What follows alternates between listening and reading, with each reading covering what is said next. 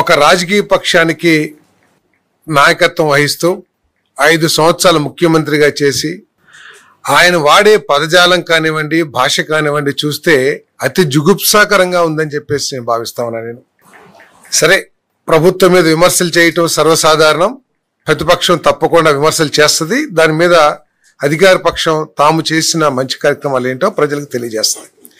కానీ చంద్రబాబు ఏదైనా బావిలో దూకి చావాలి, ఇదంతా ఏంటంటే ఆయన దిగజారుడు రాజకీయాలు, తన మీద తాను నమ్మకం కోల్పోతున్న పరిస్థితికి అర్థం పడుతుందని చెప్పేసి నేను చాలా స్పష్టంగా చెప్తా ఉన్నాను. నేను చాలా మంది ముఖ్యమంత్రులు, చాలా మంది ప్రతిపక్ష నాయకులు ఈ రాష్ట్రంలో చూశాం. కానీ ఇంత దిగజారి భాషాజాలం వాడిన వారిని మాత్రం మొట్టమొదటిగా వీరినే చూస్తుందని చెప్పేసి మనం చేస్తానని.